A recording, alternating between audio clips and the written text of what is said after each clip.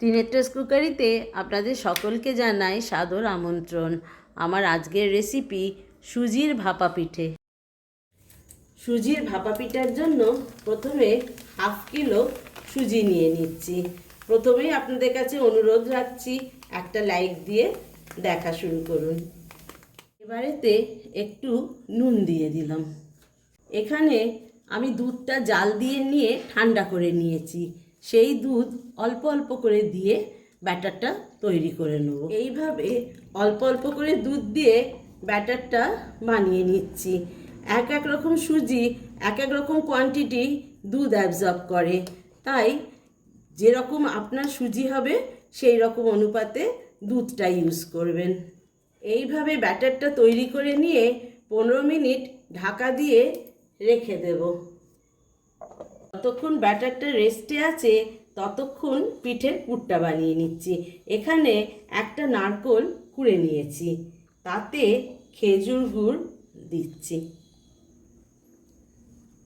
খুব সহজভাবে এটা বানানো যায়, আপনারা বানিয়ে খাবেন, আশা করি ভালো লাগবে। এইভাবে ভালো করে মেখে নিলাম, পুরটা রেডি। 15 মিনিট পর ফিরে এলাম। এবার ব্যাটারটা দেখুন এই রকম হয়েছে।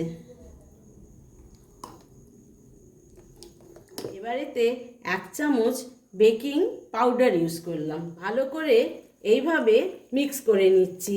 যারা আমার চ্যানেলটিকে সাবস্ক্রাইব করেছেন তাদের অনেক অনেক ধন্যবাদ আমার পাশে থাকার জন্য। যারা নতুন, অনেক অনেক রিকোয়েস্ট করছি, প্লিজ একটু চ্যানেলটিকে সাবস্ক্রাইব করে দেবেন, আমার ছোট্ট চ্যানেলটিকে একটু এগিয়ে নিয়ে যাওয়ার সাহায্য করবেন।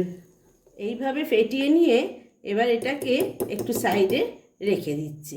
এই রকম ছোট ছোট বাটি নিয়েছি, তাতে একটু করে ঘি মাখিয়ে নিচ্ছি।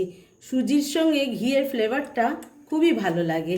এবার এই ছোট বাটির মধ্যে একটুখানি সুজির ব্যাটার দিলাম, তার উপরে যে পুরটা বানিয়ে রেখেছিলাম সেটা দিলাম, দিয়ে ওপরে আরও একটু ব্যাটার দিয়ে দিলাম। এইভাবে সবগুলো আগে ফিল করে নিচ্ছি। এবারে এগুলোর উপরে একটু সাজিয়ে নিচ্ছি। একটা করে ছোট পেঠা দিচ্ছি, তার উপরে কিশমিশ দিয়ে একটু সাজিয়ে দিচ্ছি। আমি চেষ্টা করি সব সময় খুব সিম্পল ইনগ্রিডিয়েন্টস দিয়ে আপনাদের রেসিপিগুলো নিয়ে আসার জন্যে। টিনেট্রাস কুকারি মানেই সিম্পল ইনগ্রিডিয়েন্টস, ডেলিশিয়াস ফুড। এইভাবে সবগুলো সাজিয়ে নিয়েছি। আমি এখানে একটা মোমোর স্টিমার নিয়ে নিয়েছি, নিচে জল দিয়েছি, ওপরে এই তাকটা বসিয়ে দিলাম। এবার এর ভেতরে একটা একটা করে বাটি এইভাবে বসিয়ে দিচ্ছি। আমি এটা মোমো স্টিমারে করছি, আপনারা যদি চান এটা আপনারা কড়ার মধ্যে জল দিয়ে ঢাকা দিয়েও করতে পারেন। এবার আমি 6টা বানিয়ে নিচ্ছি, তাই এর ওপরে আর একটা স্ট্যান্ড দিয়ে দিয়ে আমি আরও 3টে বসিয়ে দিলাম।